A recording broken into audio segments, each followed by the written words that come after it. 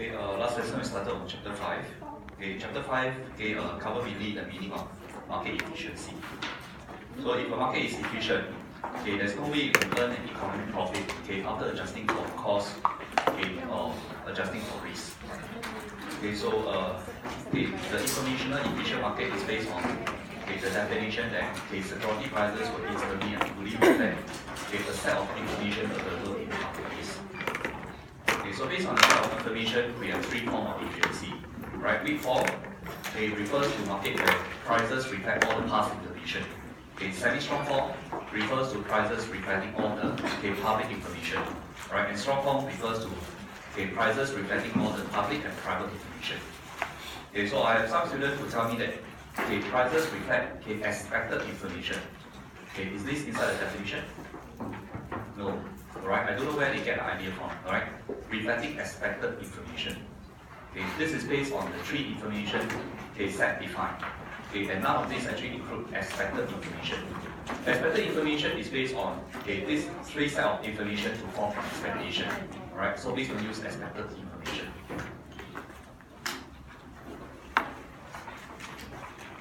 Alright, so we look into the test for the three form of efficiency starting with weak form. Right, so last week when we talk about weak form, if the market is weak form efficient, then the prices will follow a random walk. Right, there's no way in which you can analyze the past information in order to gather what will be the trend of the prices in the future. Right, so one of the tests done is the autocorrelation of returns. If there's a positive or negative autocorrelation of return, that means price doesn't follow random walk. Right, so this is how we do the test.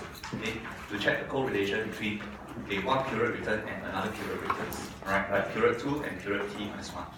So there should not be any correlation in the percentage price movement. So you cannot rely on analyzing the past to gather what's going to happen in the future. So another way to test the market efficiency for weak form is to check whether there's a calendar effect. Right? So the calendar effect means whether there's a particular day of the week, or particular week of the month, or particular month of the year, in which the return is highest or lowest.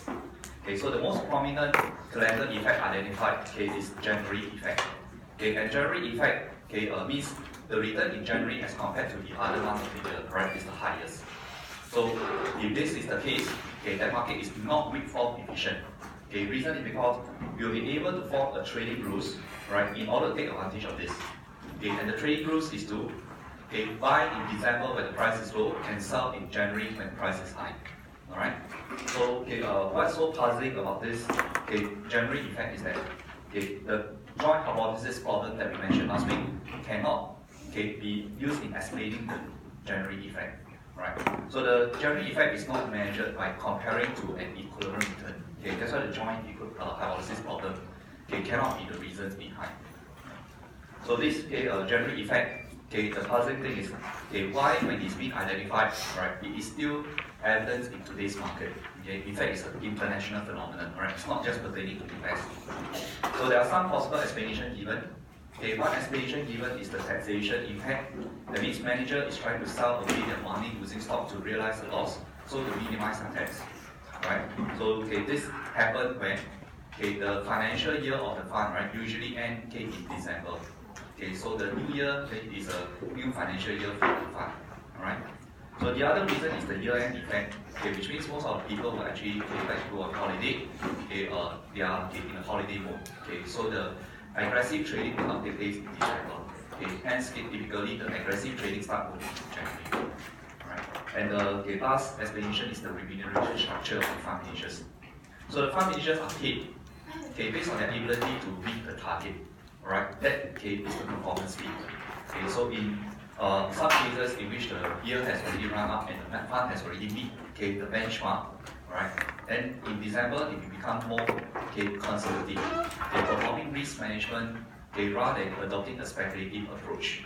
So this all explains why December is quiet. Right? It doesn't mean December is a negative return, but December is typically a quiet month. Okay, then come January is the start of the year. Okay, the market start to run up. So the last aspect is other variables. Alright.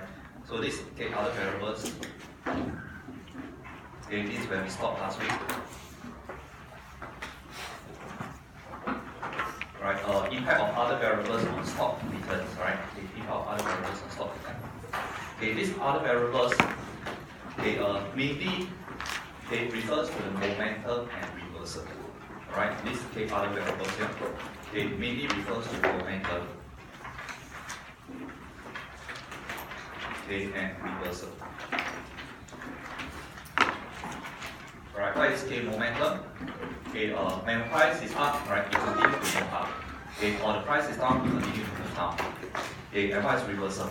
When the price has run up a lot, there's a tendency to reverse, and drop. Right? So if it's price going down, there is a tendency of reversal and the price will go up subsequently. So some explain that the momentum is the result of underreaction to information in the market. Right? While reversal is the result of overreaction to information in the market. And here we have two very important studies, trying to identify the momentum and the reversal effect. So one of the study done is by Lakonishok, Slaper, and Vishny. And the other study done is by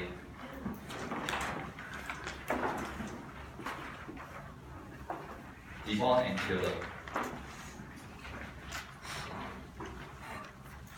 Right, so both actually point out that there are evidence against. Right, so evidence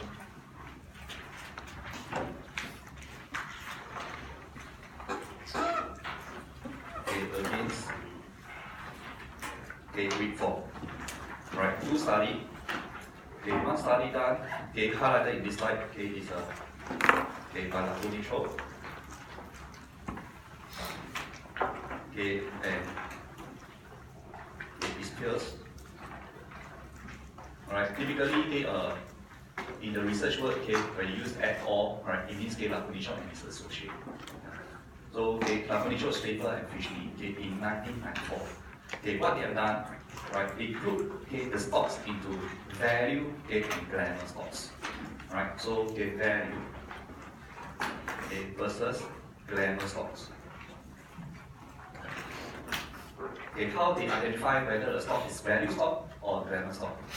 They use the price to fundamental ratios. Price to fundamental ratios. Right, so what is fundamental? Fundamental is trying to capture the earning drivers of the company, right? The reasons why the stock is worth that high amount of value. Yeah. So usually the fundamentals will include earning, right? The dividend potential, the growth potential, right? All these are fundamental of the company. So the way to identify whether it is value or glamour stock, right? If let's say we talk about PE, right, as a price to fundamental ratio, where earning is a fundamental of the company. Yeah. So value stocks, right, will be those with high or low PE. Value means it presents you with value, right? So it will be those companies with low PE. Alright? And glamour stocks are those with high growth potential. And hence the PE ratio is typically high. So they group company into value or glamour, right, using a yardstick like PE ratio, or price to dividend ratio, right, basically to monitor what happened to the performance of this portfolio. So it is not based on the individual stocks. The stocks are grouped into portfolio. Then now they compare the value portfolio to the glamour portfolio. Which one perform better? Here it shows that over 5 years periods, the lower portfolio average price to fundamental, the higher the portfolio, subsequent average return. So why is this correct? Average price to fundamental is a lower number. That means, for example, PE ratio is lower. Alright? This typically outperform in the 5 years following their classification. Alright? So it seems value stocks outperform. right, value stock tends to outperform. Okay, value stocks outperform Glamour portfolio by about 10 to 11% per annum.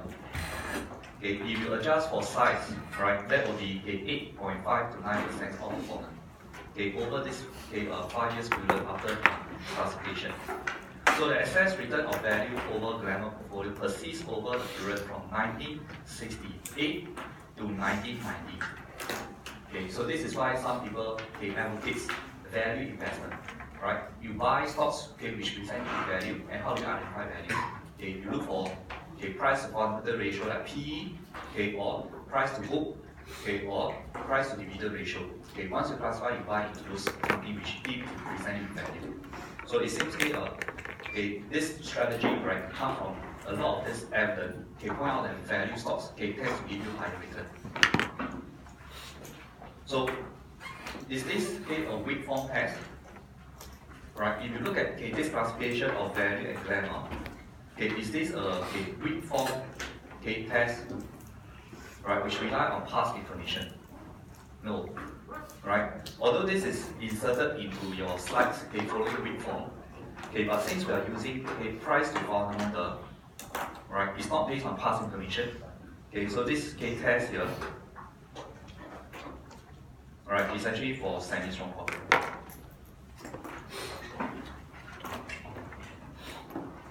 Right, this is for semi-strong form. Right?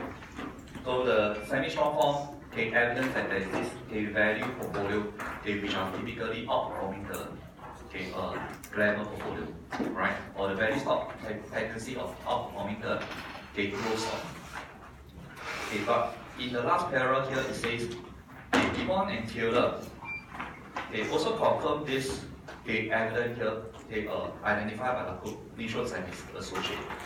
And this is in the context of technical analysis. Right? So why Gibbon and Taylor now is a test on weak form, right, based on technical analysis.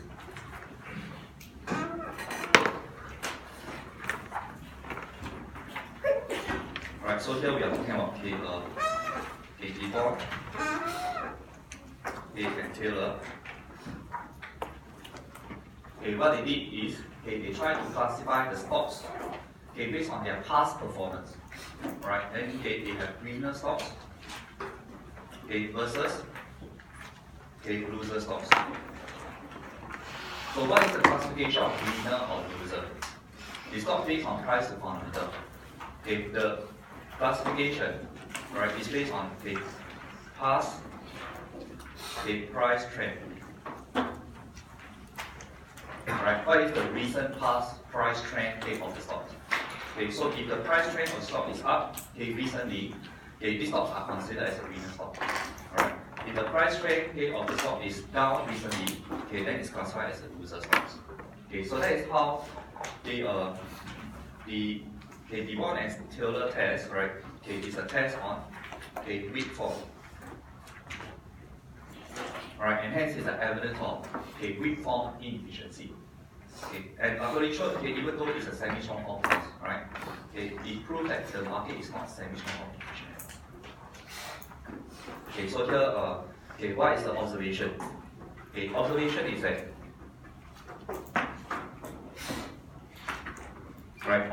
that portfolio comprises of previous losers. They are found to outperform the winners. Right? So portfolio comprises of losers tends to outperform the winners. So this losers portfolio outperform. Alright, this tends to outperform. And the two studies seems to suggest that there is a reversal pattern. Both studies point out that there is a reversal pattern. Because value stocks are those stocks that has not been doing well compared to their fundamentals. The earning, let's say is $1, right? The price is only 10, so the PE is 10 times. Alright? But by Glamour stock, the earning is $1, the price could be $100, so the PE is 100 times. So you can say that the classification based on price to fundamental highlight that the value stocks are underperforming in the past. Alright? But if you invest in them, they tend to outperform in the future. So they point out the reversal subsequently. Likewise, if you base on price trend, those stocks that have been doing badly in the past few years, alright, it tends to outperform. Meaning that there is a reversal pattern as well. Those that go down will typically come up. So that's why the two are consistent with each other. The only difference between them is how the stocks are classified. And hence it point out to the test on two different forms. Right? One is semi-strong form, the other is weak form. So the losing stocks, right, tends to earn 25% more than the winning stocks. Right? That's the evidence found in the DuPont and Taylor study. So is this evidence reported by Nakonichok, Slater, and Vishny consistent with market efficiency? Right? So is this consistent with market efficiency? You can say that this is evidence of market inefficiency, right, at semi-strong form level. But you should recall that there is a test done, right, by Farmer and French, which lead to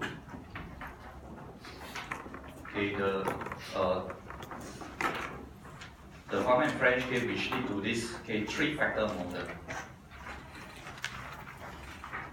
Here, Farmer and French in chapter 3, right, where it lead to the three-factor model. So this Nakonichok and his associate they are finding, right, once again, could be the result of joint hypothesis problem.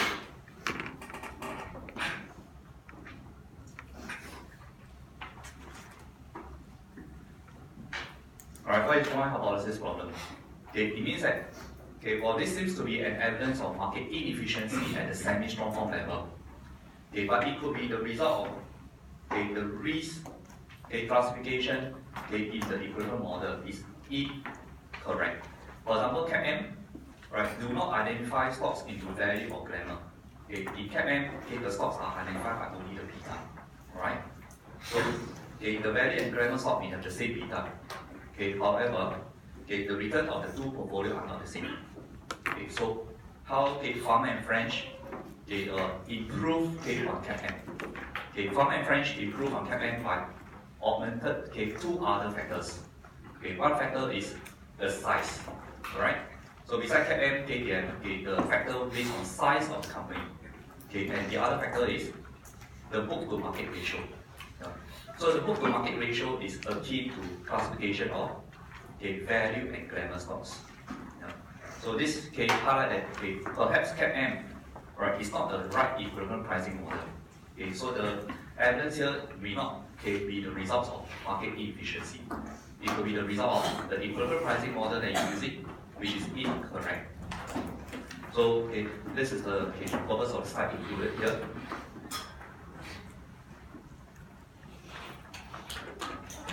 Alright, so the other explanation given, right, so this Farmer and French explained that the finding by Nakonichok and his associate, right, could be the result of the joint hypothesis problem. Then how about this? Possible explanation of the finding. High expected earning growth of glamour stock, right, is only validated probably for 1 or 2 years. After that, right, it seems that the effect wear off, right, and markets start to reverse. So this is a suggestion that investors tend to extrapolate trends and overreacting to information. So when you read this paragraph here, right, it just simply means that besides joint hypothesis problem, the other possible reasons for this finding, right, is due to behavioral finance. Right, the explanation could be given by behavioral finance. Behavioral finance is a different concept altogether. Right? Behavioral finance explore the possibility of momentum and reversal effect because of the imperfect processing of information by investors.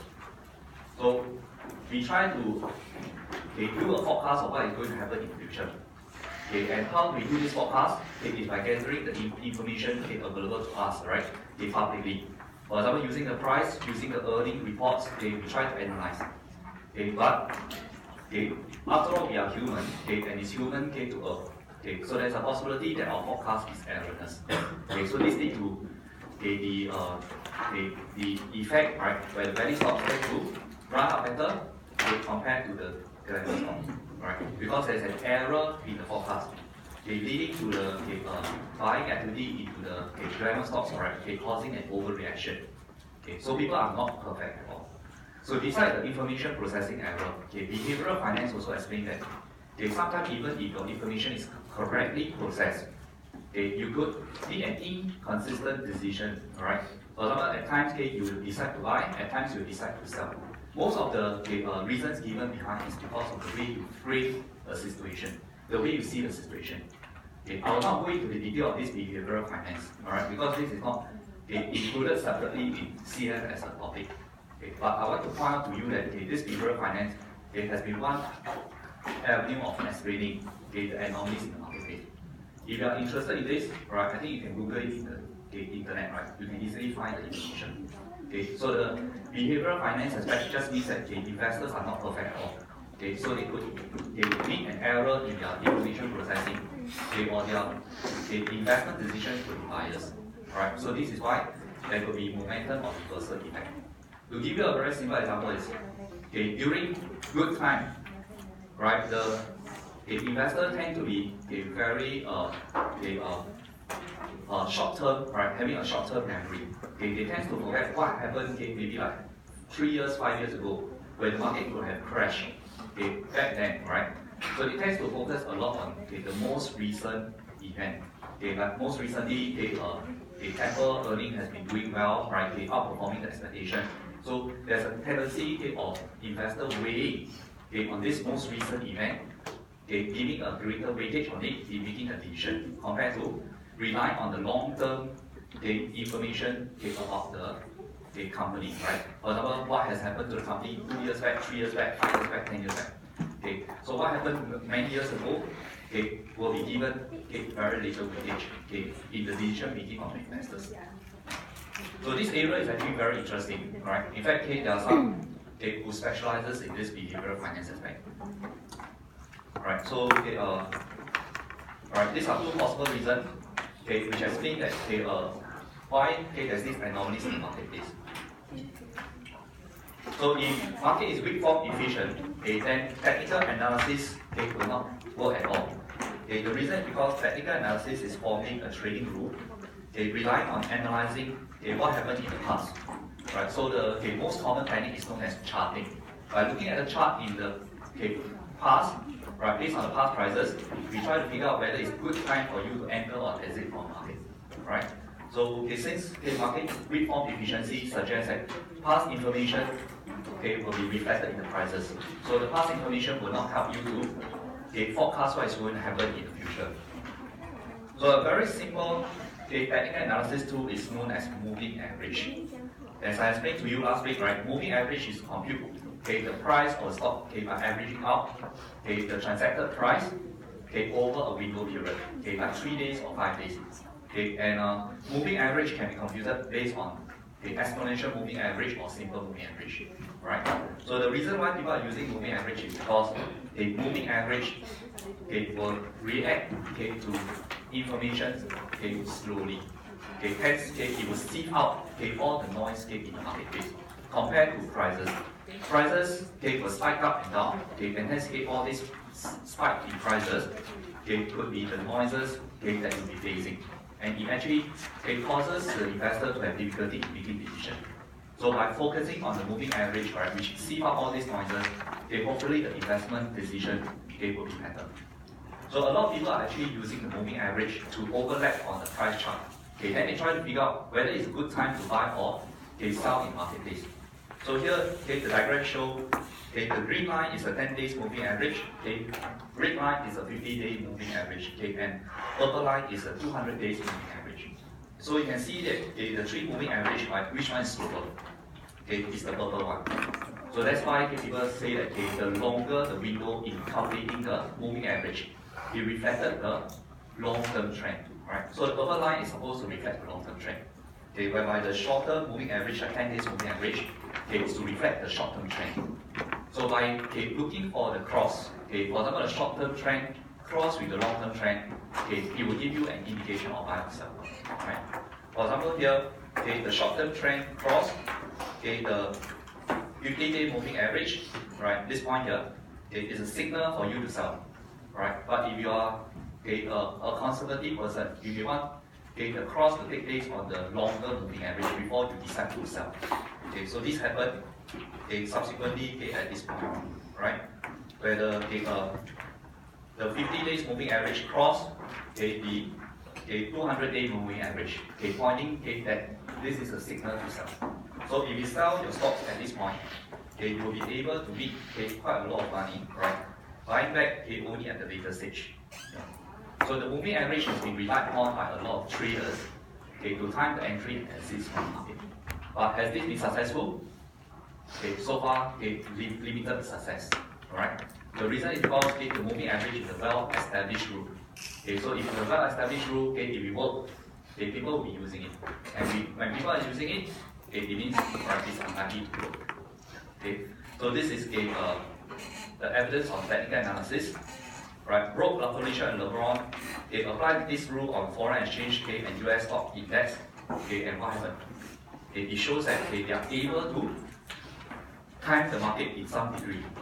So the first paragraph point out that market is weak form efficient or not efficient. Efficient or not efficient? First evidence. Not efficient. Right? The success of technical analysis will suggest that the market is not weak form efficient. But what happened in the subsequent test? Right? Levitch and Thomas, they show that profit are available from apply technical rules on currency futures market. So again, this is evidence we show that technical analysis work where currency market, right? Which affirm the findings by Roque, Lafelicia, and LeBron. So these two evidence point out market is not weak form efficient. In which area? In currency market typically. So this is why a lot of traders, right, they in currency market, right, because of all this finding here. So this do not inspire confidence in weak form for the financial market, typically currency market. But when there's this evidence against weak form, right, I must tell you that most of the study done on technical analysis, right, it point out that it can't generate excess return at all. So this is not identified here, right? But for those of you who have taken a PDF, you'll learn that there's one specific study that's been highlighted. Allen and Kajalanan, right? They did a study in 1999. And proved that technical analysis does not work, right? So these are two evidence highlight that technical analysis works. But you can qualify in your answer that most of the tests done using technical analysis does not show any evidence of success at all. Alright, so this is most of the study done. So the weak form seems to be adhered to, right, in most of the financial market. And whereby it go against these two evidence here. Right, so now we move on to semi-strong form. For semi-strong form, right, we say that the market security prices should instantly and fully reflect all the public information. So public information will include past information that's relevant for weak form test, as well as new information that enter the market. So most of the semi-strong form tests focus on the speed of price adjusting to new public information. That is the focus in most of the semi-strong form tests. Right? Look at how fast the price react to new information that enter the market. So the idea, right, is that information once it enter the market, the price should instantly and fully reflect the information.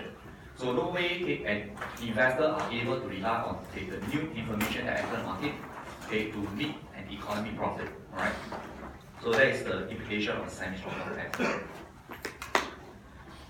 So how do you know whether the market is semi-strong or efficient or not efficient? Right, so when we talk about a semi-strong form,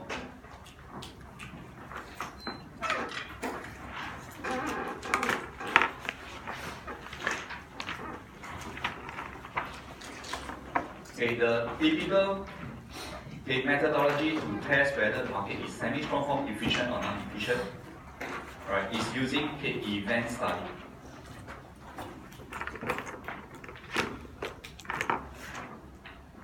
And recently, the examiner tried to ask, do you know how to conduct an event study, right?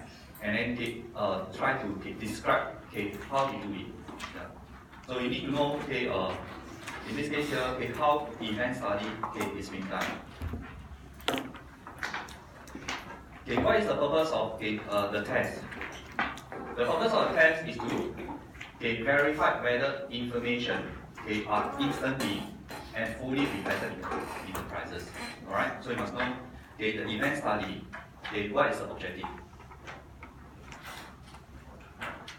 Alright, the objective is to verify if price instantly and fully. Alright, so these are two keywords that you must use. Alright, instantly, that means the speed of adjustment is very fast. Yeah. Fully, it means once the information enter the market, right, it will be reflected in the prices, and not slowly reflected in the prices, so that momentum or reversal in prices take place. Alright, so it must be fully. Hence the price will quickly move to the equivalent level again, right, and it will not move up or down subsequently. Yeah. So verify if price instantly and fully reflect new information. New public information. So what do we mean by new information? Does it mean that whatever appeared on the newspaper today, right, that will be considered as new information. Whatever is announced by the company now, right, is considered new information. No.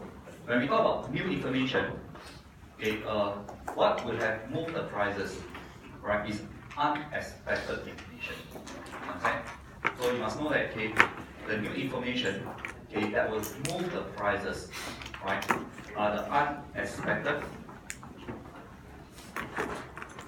information. It's those unexpected. So if it's within expectation, investor expect the earning of the company to be announced at this point, will be 20 million for the last one quarter. And the company, in fact, announced that the earnings is 20 million. So is there any surprises? No surprises. So it's very important that in conducting an event study, you need to know the new information here refers to unexpected information. So what is the event? Right, we say verify if the price instantly and fully reflecting information, right? This new information here is the event that we're talking about. Okay? So the event could refer to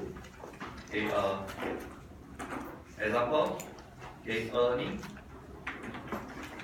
announcement. Right, beside earning announcement, what else? They can also refer to the dividend announcement. Right?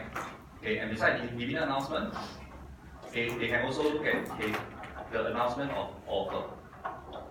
Right, in takeover. Announcement of takeover, offer. Yeah. So there are many events that you can study. So in conducting an event study, right, first you need to identify what event are you analyzing. So the typical event that is being analyzed is this two. Right? So you may identify that you are going to study if the prices move in relation to earning announcement. Then that is your event. So before you do the analysis, right, as I said, you must know whether this is new information. Hence, you have to identify which part of it is unexpected. So how do you know what is unexpected? To know what is unexpected, you must know what is expected. Understand? So you need to gather, right, what is the consensus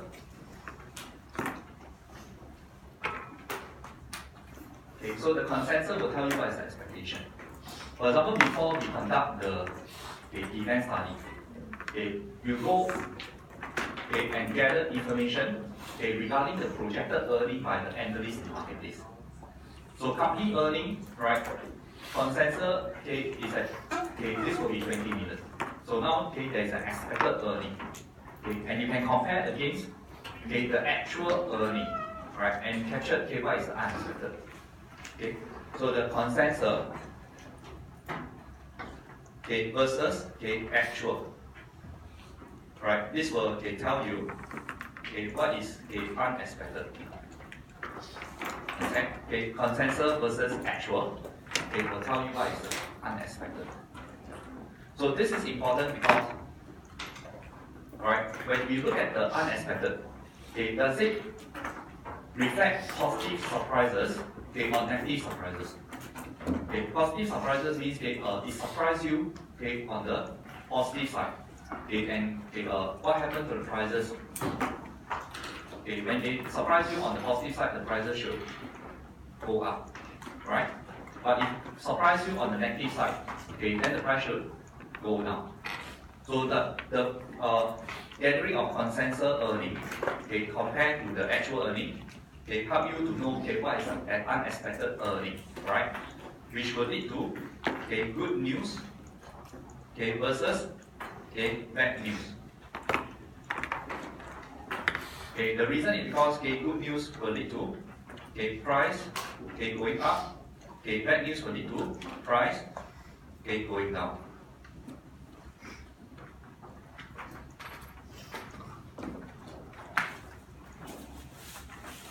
So how are we going to conduct the event study? Right, based on this, now we can structure an event study. Number one, right, you identify the event. What event are you studying? For example, you are analyzing whether earning announcement, which is unexpected, will be fully reflected in the prices of the security, right?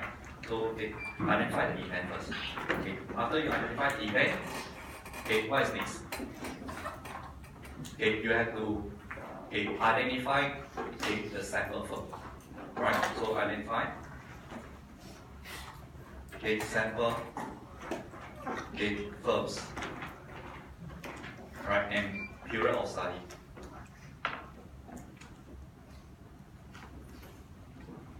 Right, so period of study, for example, from 1985 to 1995.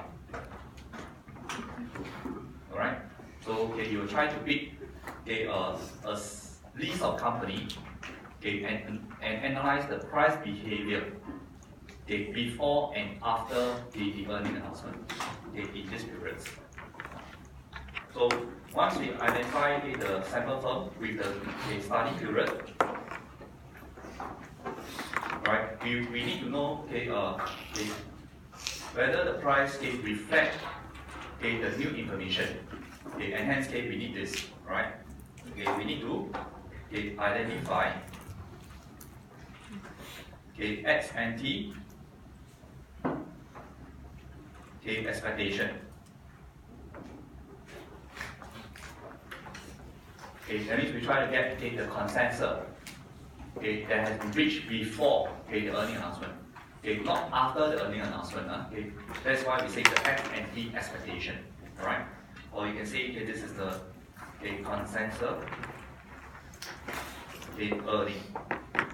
If let's say the event here is talking about earning, then we can measure against the actual result, actual earning.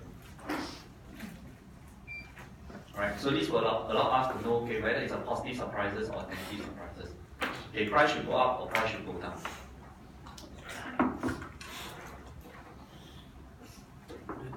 So price of security will go up or down in reaction to events that took place relating to the company, right? So what are the types of events surrounding affecting the price of security? Market event and unique event, right? So you must know that here we are identifying a specific event, okay, which is unique to the company. Okay, the earning, okay, which surprises the market, okay, that will cause the price to move up or down, okay, depending on whether it's a positive or negative surprises. Okay, but the security firm, right, okay, their prices may go up or down, okay, due to market event. So you need to know, okay, what is that movement in security that is attributed by market factor, okay, and what are the price movement, okay, which is attributed to the unique factor. Okay, so there's a need for us to calculate, okay, the abnormal, okay, return.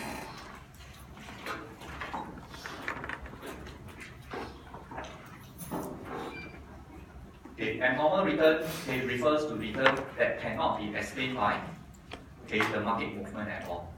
Right? So okay, this abnormal return, okay, calculated for period T, okay, is by using the actual return, okay, of the stocks at period T, okay, compared to, okay, the equilibrium return. Right? So this is the actual return. Okay, this is the, okay, equilibrium return.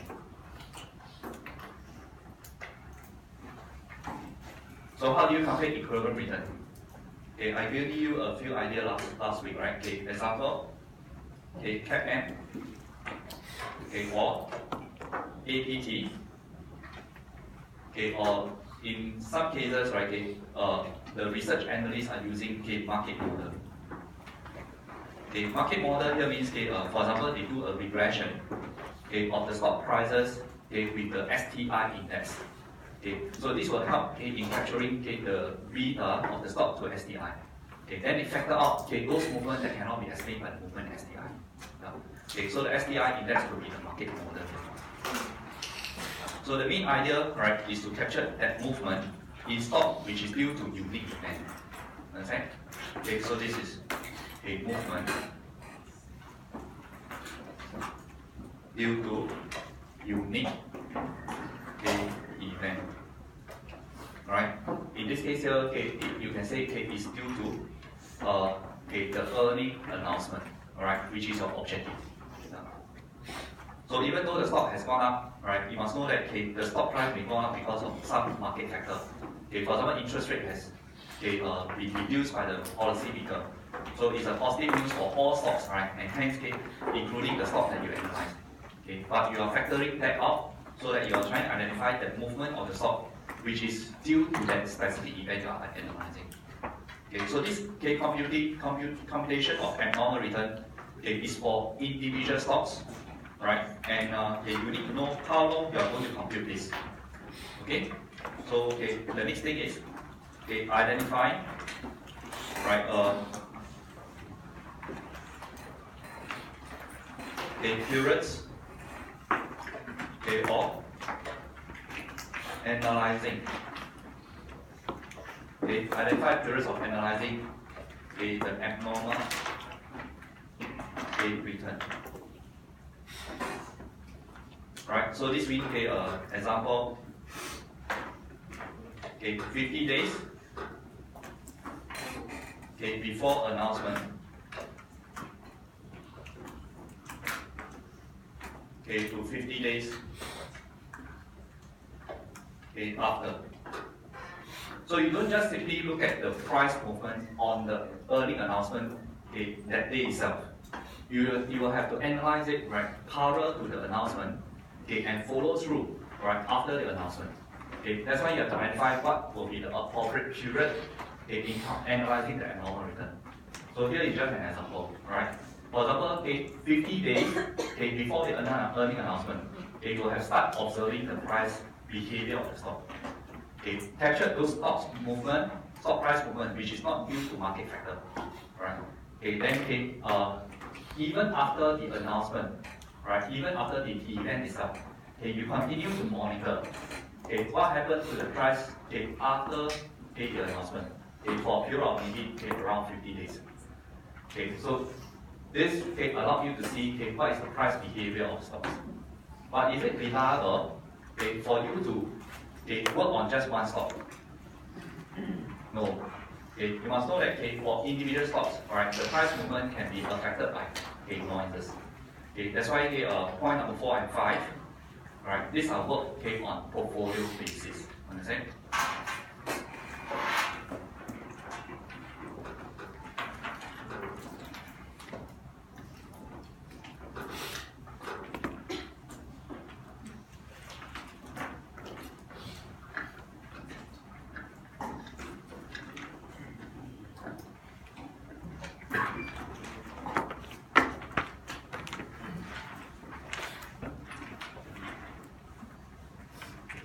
Step 4, which is the computation of abnormal return, based on 50 days before the announcement till 50 days after the announcement, right? This will be repeated for all sample firms, and not just one firm. Where average abnormal return is computed. Right? So for example, day minus 50. That's 50 days before the earning announcement. You work out for the list of sample firms, what is the abnormal return? Let's say stock 1, right, abnormal return is positive 1%. Stock 2 is positive 2%. Stock 3 is a negative 1%. Right? So those are reference to negative 50 days before their earning announcement. So you average them. It will give you maybe 0. Alright? So you are supposed to monitor the average abnormal return over this interval from 50 to 50 days after. And right now you accumulate them to see the effect.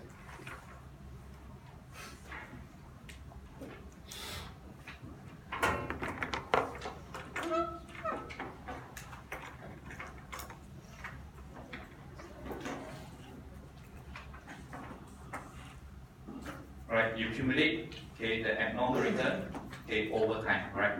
To observe the results. So what you will expect to see is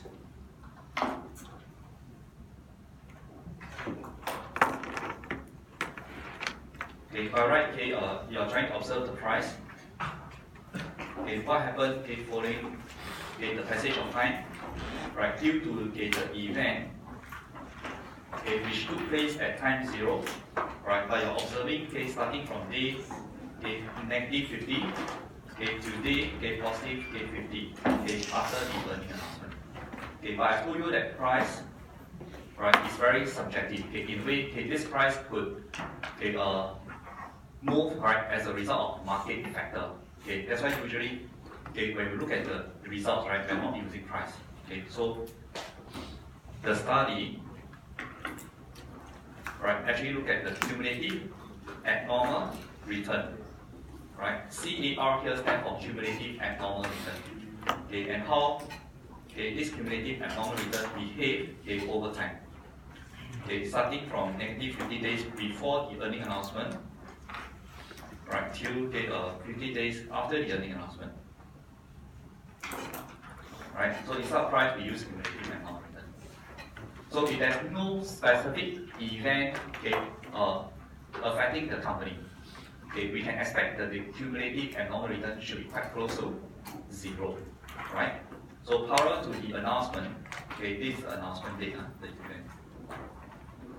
You'll see that the cumulative abnormal return, probably move quite close to the value of 0.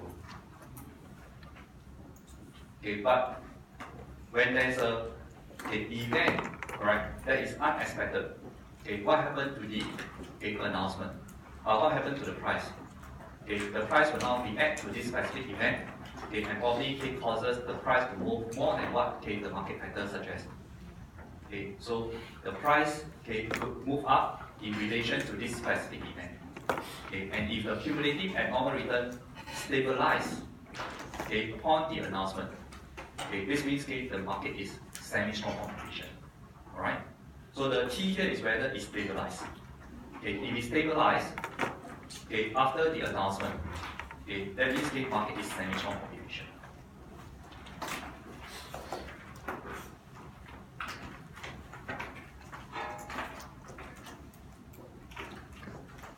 So if the market did not fully reflect the information, the market underreacted to the information, right, the event, then you will see that the cumulative abnormal return will continue to okay, go up, right, even after the announcement. So this is an evidence of inefficiency. Alright, this is due to under reaction to the event, under reaction to the event, which lead to momentum effect. Leading to momentum in price movement. But if let's say following the announcement, right, the prices start to move downwards, right? Let's say from here, it start to move downwards, right? So this movement downwards means the price has reversed, right?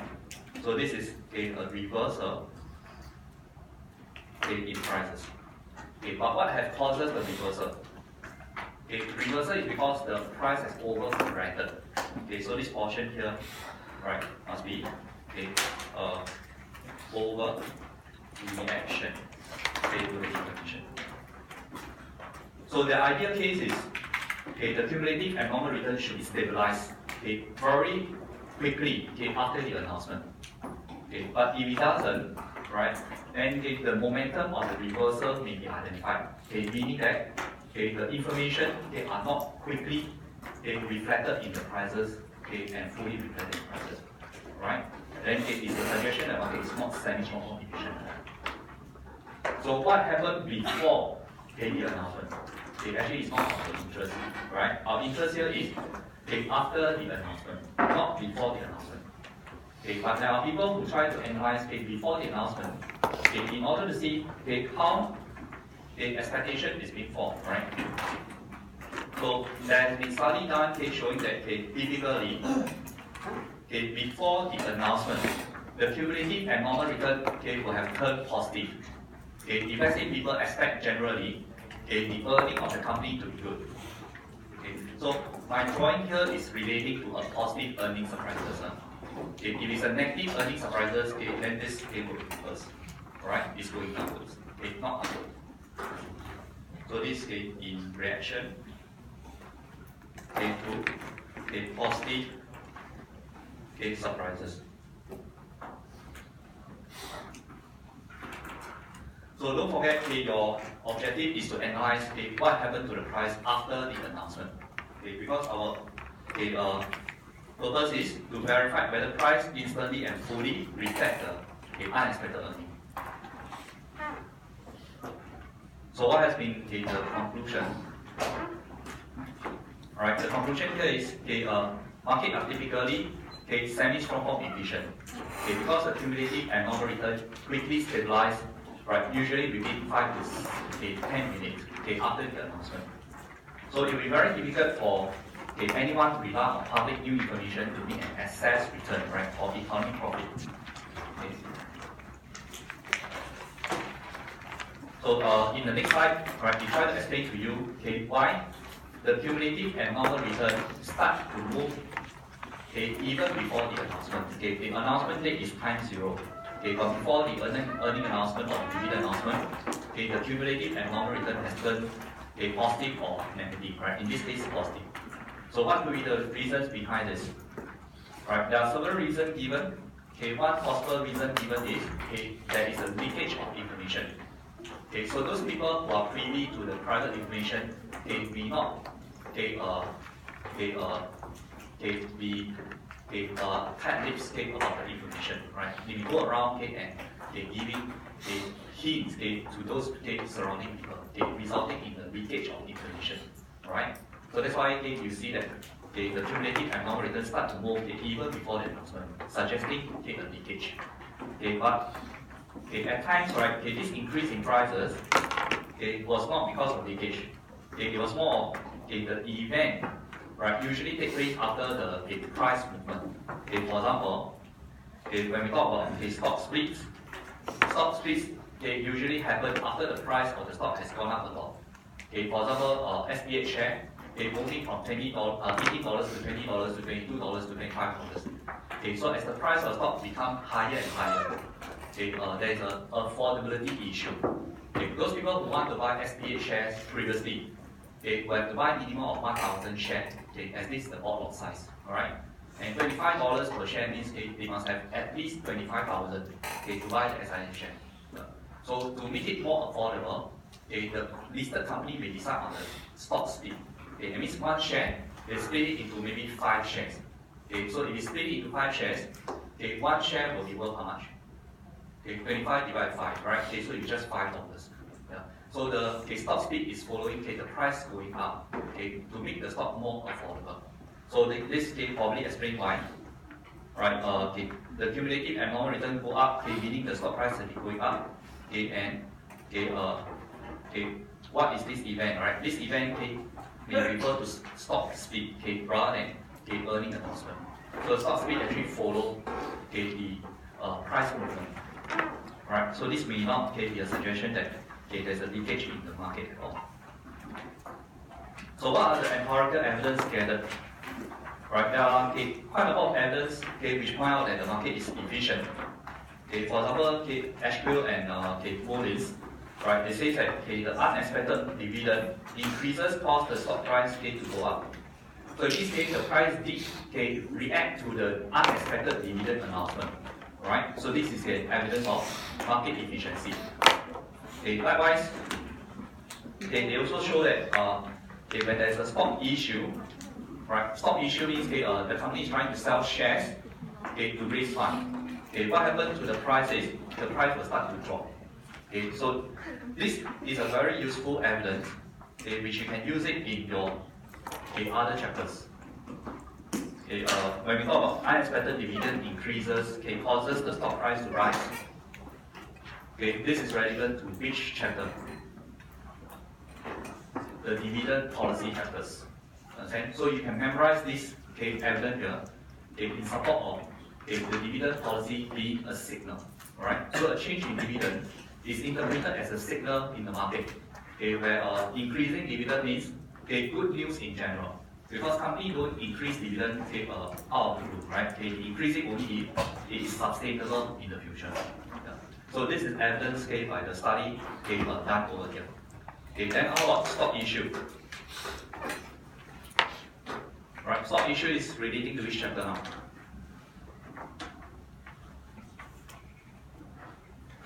What is the stock issue?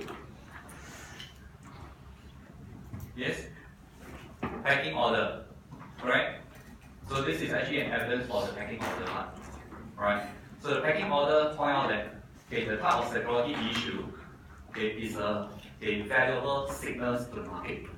So whenever there is a issuance of equity, market interpret that this is actually bad news. Because company typically issue equity to raise funds only if the equity is overvalued.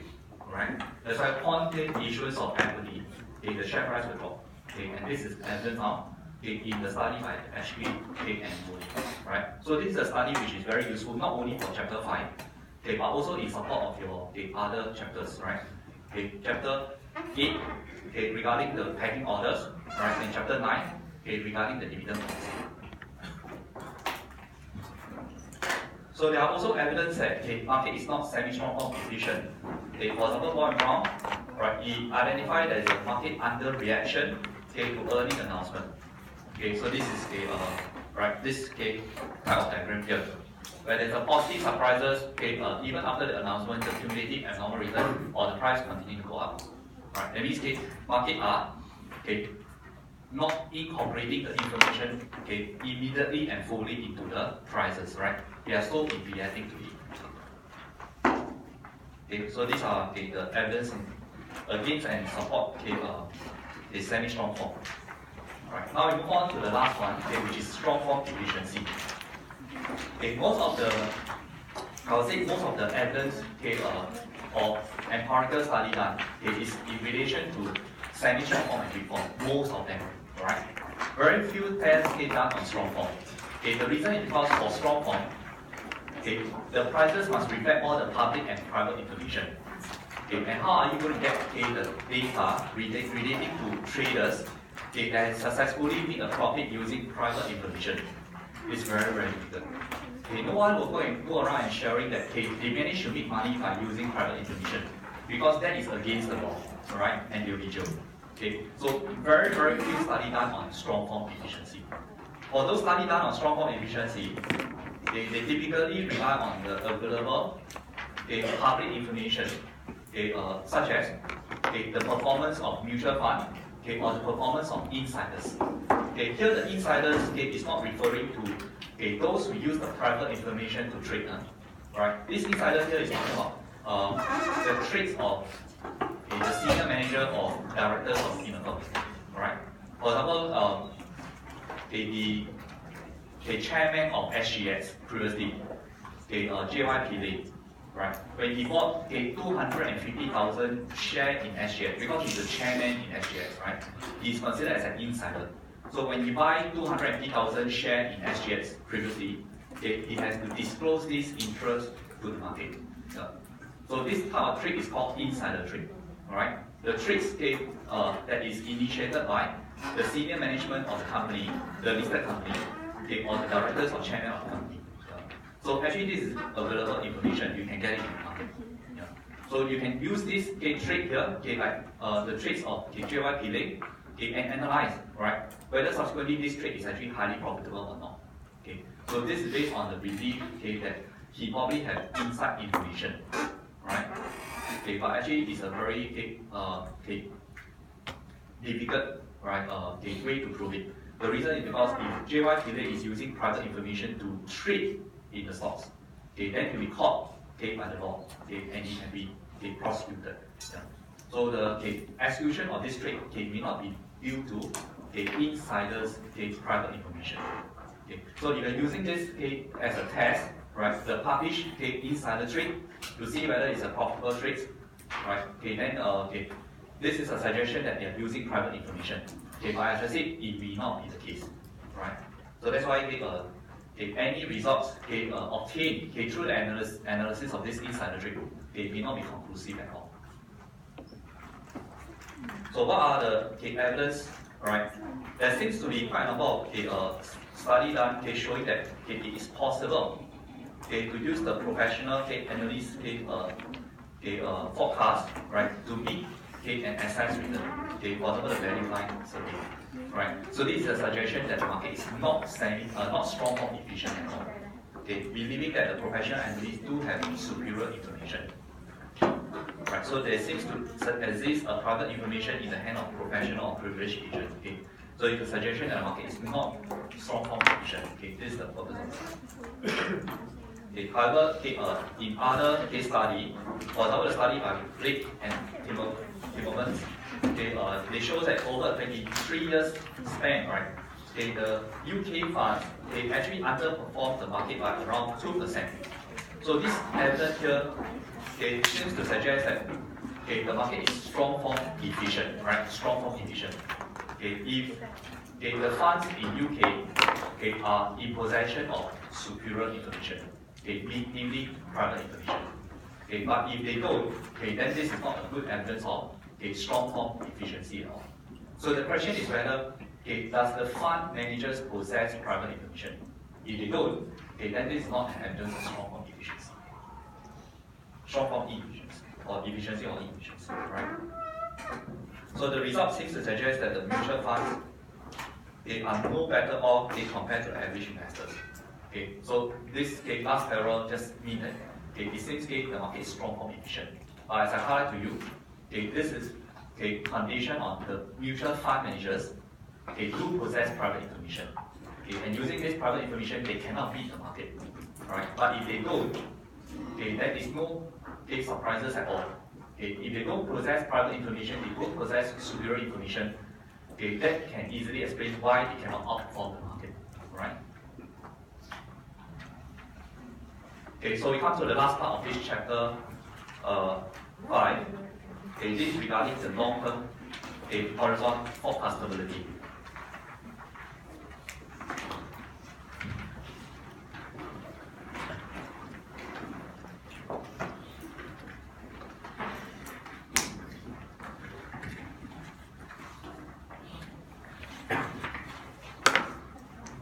So in this topic here, the key highlight is okay, if expected return is tied to the risk.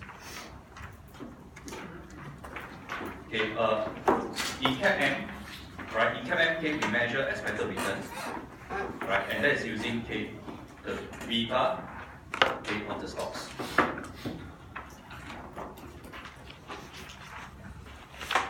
Right, what is this expected return? Okay, this expected return is assumed to be constant. Right, it's assumed to be constant in CAPM. So the deviation from this expected return, right, is the abnormal return in our calculation. Okay, recall, when we talk about excess return at time t, right, this is by comparing the actual return, to the expected return, at time t, right. So for example, CAPM. Right, so any deviation away, right, is a suggestion that the market may not be efficient. Okay, especially if on average, right, this is going to be non-zero. Okay, but now in this topic here, it suggests that this concept of expected return is constant is incorrect. Okay? So the long-term forecastability is based on the fact that expected return of a security, right, will be tied to the risk. That means when the risk is high, the expected return is high. When the risk is low, the expected return is low. So that is not accounted for by CAPM. So in a way, this part here also suggests what? Suggests that if you are using CAPM, right, this explains why there's an anomalies. Understand? So again, this point here is again is joint hypothesis. Problem again. Right, if you are using CAPM in your evaluation of market efficiency, CAPM could be wrong because CAPM expected return is not not time varying, right? As CAPM is based on the beta only. Yeah. So here we say that expected return may not be constant at all. It's depending on risk, right? And risk is actually time varying. Right, that means at times the risk is actually high, at times the risk is actually low. This explains why the expected return at times is high, at times is low. So how do we know, right, what is the risk level? So this gives rise to the concept of using a risk measure. What is appropriate risk measure?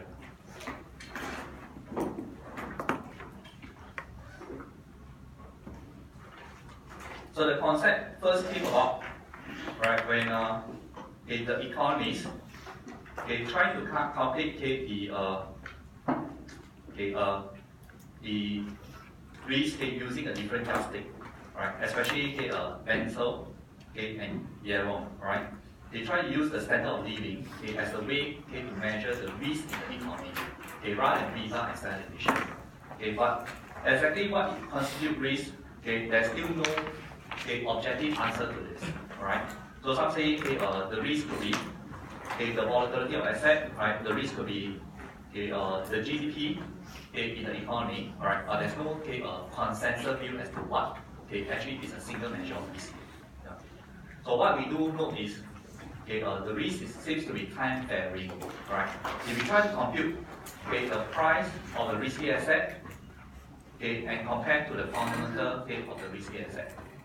So what is price to fundamental ratios?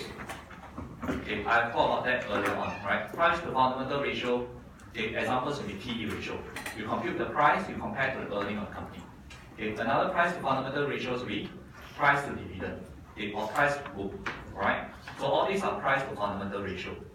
So the price to fundamental ratio has been computed for risky asset over time. This is the diagram. What is shown here is at times the price to fundamental ratio is very high. At times the price to fundamental ratio is very low. So this suggests that the risk of investing risky assets seems to be time varying. At times, right, the risk of investing risky asset is very high. And because the risk is high, the investor wants to be compensated for the high risk, okay, and hence demand for higher expected return. Okay, at times the risk of investing in risky assets is low. Okay, and this explains why the investor demand for lower expected return. Okay, so if let's say risk is time varying, okay, and expected return is tied to risk that you take. Okay, then this explains the anomaly in the market, right? May not be market inefficiency. It could be the result of again joint hypothesis problem. Alright, it's an equivalent pricing model which did not capture this risk factor. Okay, so for a Gordon growth model, right, we highlight that the price to dividend ratio is depending on one thing is the required return of shareholders, and the other one is the growth of the earning of the company, or translating to the growth of the dividend. This is using a Gordon growth model. And based on John's evidence, right, it shows that this price dividend ratio, how it changes, right, are mostly due to the discount rate. That means due to R here, rather than G, right? That means this is a study to prove that it seems the risk is actually time varying, right, resulting in time varying expected return. So it's no doubt that you can forecast what is the prices. The reason is because if you can forecast risk, then you'll be able to forecast the expected return and hence the prices. So the predictability of asset return, right, can be done by predicting the risk that change over time. So by taking into account of this, right, the R square, which means the accountability of the asset return, right, has increased significantly. So this, if you think about chapter 3, right, which aspect can be related to this part here in chapter 3? Do you know?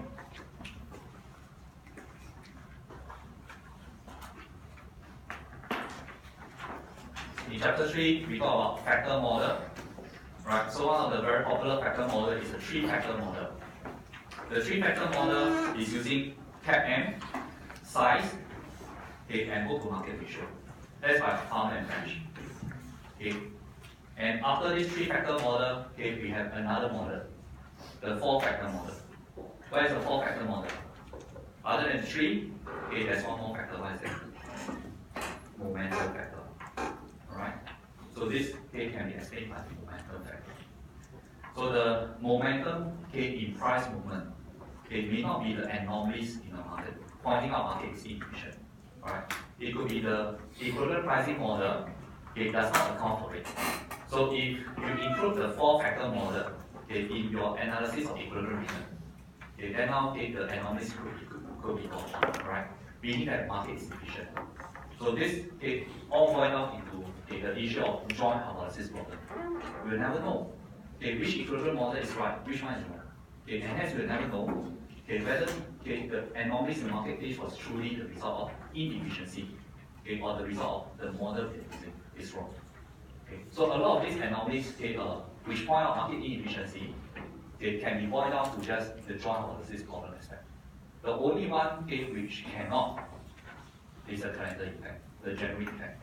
Understand? So this is why I said in the beginning, the joint hypothesis problem, right, is a very important concept for pointing out, right, the evidence in market inefficiency may not be the result of inefficiency after all. So this is the last part, right, of the chapters. So you should be able to explain the tutorial questions. Right? Let's look at how these questions are structured in exams.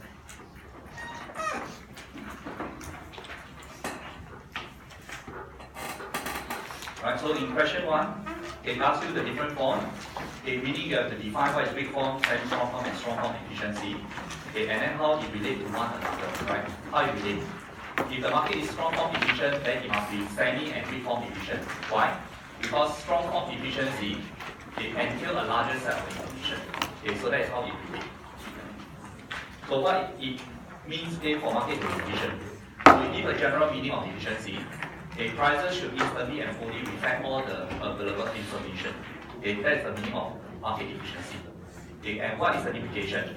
If the market is informationally efficient, you will not be able to earn an economy profit, okay, after adjusting for risk. Alright, so that is the implication. So what are the different types? Okay, so here again we talk about weak form, semi-strong form, and strong form. So sometimes the question asked in the exam is very interesting, right? It requires you to apply the knowledge that you learned, okay, rather than simply recapitulating the definition of weak, semi-strong form, and strong form. For example, this question number 2. It says a recent research study done, right, show that the CEO of a listed company, if they are having family problems, the stocks will tend to underperform. Okay, so you are aware that your cousin, who is married to a CEO of a listed company, is likely to file for divorce, right? Which means it's a family problem. Okay, so as a result, you expect the listed company share price to fall, and you short it. So which kind of efficiency must be violated before your expectation will be correct? So here we are talking about weak, semi, or strong form. Right? So for you to make economic profit out of it, the information that you're using, which is the fact that this CEO is now having a family problem, it must not be reflected in the security prices. Right? So now you are supposed to focus on this as the information. Is this past information, public information, or private information? Then it will tell you whether which form of efficiency is violated. So which information is it? Public, private? Most likely is private. Alright? So you know of this is because the wife of the CEO is your cousin. Alright? So it's unlikely that this will be published on the newspaper. So that's why we say this information is only known to you. It's a private information. So for you to rely on this private information and make an economic profit, the market must not be strong form efficient, right? So the strong form must be violated before you can make economic profit out of it. So you see this exam question can be very interesting, right? They're asking you to apply. And to apply this, you have to identify what information allows you to earn an economic profit. And this information is public, private, or past information. Then you know what form of efficiency is violated. How about this? You notice that subsequent stock returns are higher after a warm and sunny morning, and stock returns are lower after cold and rainy morning. Right? So which market efficiency is violated for this observation to be true? Can you observe the sunny and warm morning? You can, right? So this is the information that you are using. This information, right, is the information you're using to form a trading group. So you probably will buy, right, when you notice that it's a warm and sunny morning, and you will short when you realize that it's a cold and rainy morning. So that is your trading rules. So this information is public or private information. Most of it is public information, right? Because you can observe the weather. Yeah. So this means the market probably violates the semi-strong form efficiency. Understand? So does it mean that it violates strong form? It violates semi-strong form, so you violate strong form? Of course it will, but when the market is not semi-strong form efficient, it cannot be strong form efficient, right? So it violates both semi-strong and strong form efficient. But does it violate weak form? Here we are not talking about past information, right? So it doesn't. So next, you notice that the stock return for all companies that start with letter A are positively correlated at the 5 minutes interval. That means those companies with a name starting with letter A. If the stock price go up, it will continue to go up for the next 5 minutes. If it's down, it will continue to go down for the next 5 minutes. Right? So in that case, which form of efficiency is being violated? Weak form, because we are talking about past movement, right? Past movement, past information. How about this? Right, stock price of a company X typically falls several days. After days in which your neighbor has a loud argument, right? So maybe there's no connection, but somehow you manage to find that this phenomenon.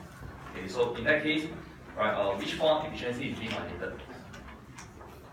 You don't know which form of efficiency is being violated. You ask yourself, what information are you relying to trade? what information? Whether your neighbor argue or not, right? Okay. So when you notice that your neighbor argue, you start to trade. So then you focus on this information. Is this publicly available? Okay, or is considered as private information? It's a bit tricky. Your neighbor argue, do you think he will go on the news headline? Okay, so unless we are talking about the argument in this East Coast area, right, where it get publicized. Okay. However, it's just known to a few people. Okay, so you can say that the neighbor argument, right, is a private information. It's also only known to a few people. So this is a violation of strong form deficiency. Okay, so in question number 6, right, it asks you whether these anomalies like size, book to market and return predictability. Right, is this anomalies consistent with market efficiency? So actually, to explain this, right, you need to highlight the joint hypothesis problem. Okay, so the joint hypothesis problem point out that the abnormal return may not be the result of market inefficiency. Right, it may be the result of your equilibrium pricing model you're using. Okay, then you can move on to explain what could be the problem with your equilibrium pricing model. Okay, for example, CAPM has been criticized, especially Gross state that the market portfolio used in CAPM, right, is not observable. So the test done using CAPM will be incorrect. Right, there's no way to verify it. So what is the correct way to assess the equilibrium return? Farmer and French identified 3-factor model. Then this Jagadish omitted the last factor, right? Improved momentum. Yeah. So this has been seems to be the case, right? To suggest that size effect, right, is not the anomalies of the market. It's actually due to the equilibrium pricing model is incorrect.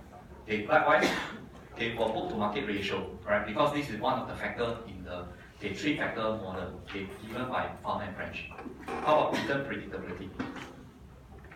Is return predictability an evidence of market inefficiency? This is the last part, right? That we covered just now.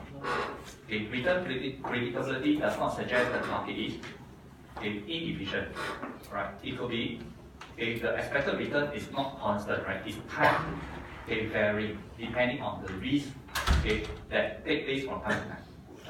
So again, it's because of the equilibrium pricing model which does not account for the time varying risk in explaining the expected return. Right? So this case basically point out the joint hypothesis problem.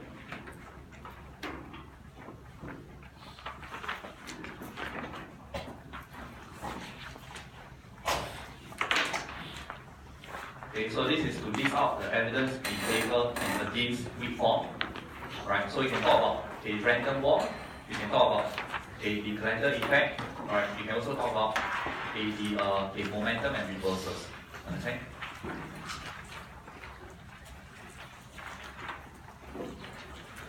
So question number 8, right? Now talk about evidence against and support of semi-short form. So here you can talk about Ashby and Moody, price reflecting the unexpected change in dividend, right? As well as a price reacting to the issuing of stocks, right? To raise money. So that is evidence in support of semi-short form efficiency. But Bohr and Brown prove otherwise. And for those of you who have taken PDF, right, you will learn there's another argument against semi-short form. And that is the evidence point out by Bernard and Thomas. Right? You can also use that. Okay? So even though you learn it in other subjects, right, it doesn't restrict you from pointing out here. After all the professors should have the access to the same evidence, right? So the strong form, we have question number 9.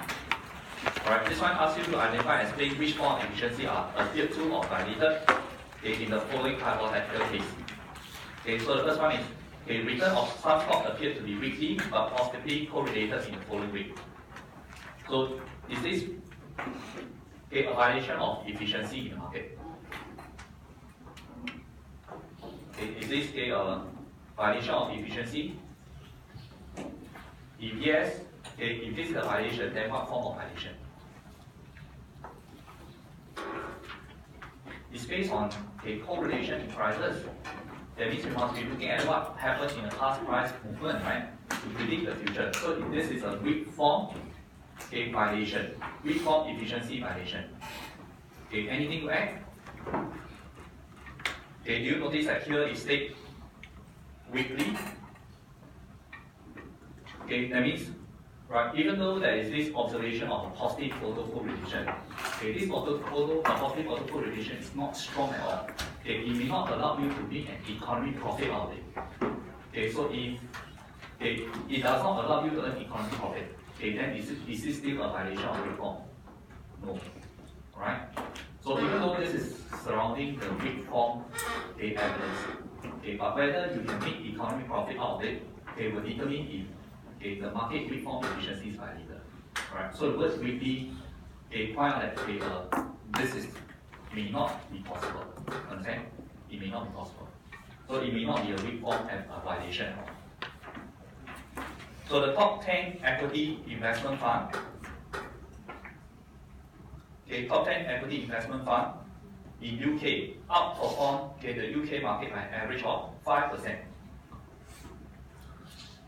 So is this a violation of market efficiency?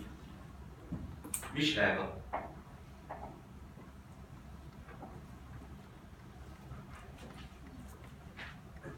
The investment fund are using public information in most cases, right?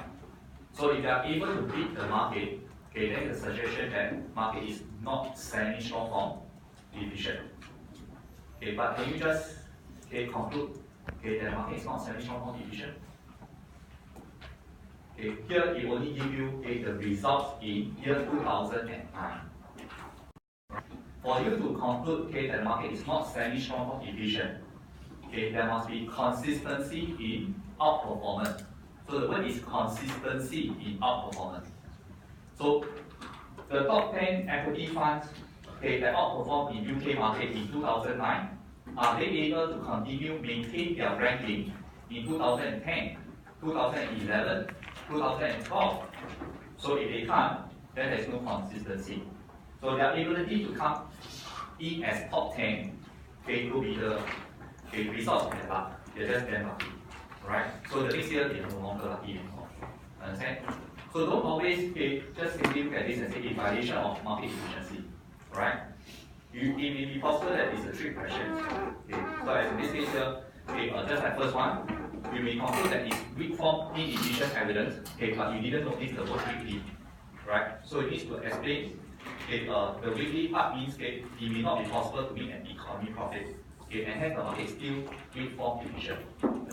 So the second part here, you didn't notice the word 2009. Right? So you thought, this one can earn better than market. That means the market is not semi-short form efficient. Actually no. The keyword is whether there's a consistency of performance. So if they can't, right, then the market is still semi-short form efficient. How about the next one? A group of business school students, right, they came up with the trading rules which appears to outperform the UK market. It seems to outperform the UK market, right? Seems. But has it been verified to consistently beat the market? So if they cannot consistently beat the market, right, then it's not an evidence of market inefficiency. I told you before that when we look at the trading rules, right, and apply that to the past price transacted, even though it point out that the trading rules work, it's not an evidence of market inefficiency. The reason is because what happened in the past has already been cast in stone, so it cannot change. The idea here is whether you can use the trading rules to consistently make a profit in the future, which has yet to happen, right? Not what happened in the past. So here it says trading rule appears to outperform the UK market, but on what basis? If it's based on past prices, right? Every time the indicator appears, they buy or sell. And then it shows that they work, right? But all based on past. Then it's not a suggestion that market is weak form inefficient. Right? It's just that it's a factual information. Because it's based on what has transpired in the past. Understand? So this may not be evidence of weak form inefficiency. So the last one says, okay, Royal Petrol PLC has just announced that it discovered a new method in turning domestic weightage into petrol, okay, and the share price raised by 5%. So what efficiency is being violated here?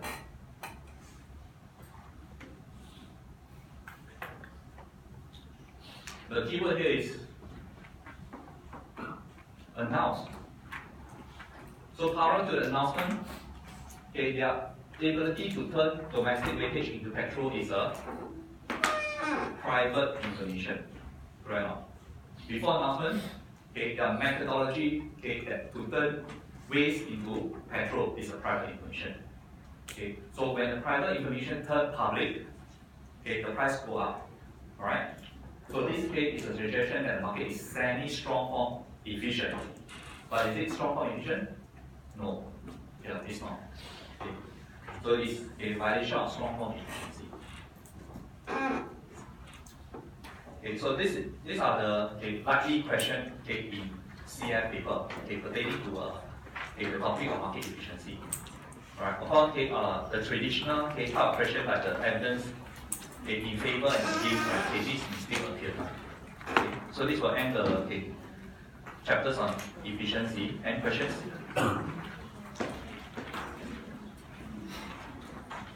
Right, so if no questions, we'll take a 15 minutes break. After that, I'll go through the topics that we have gone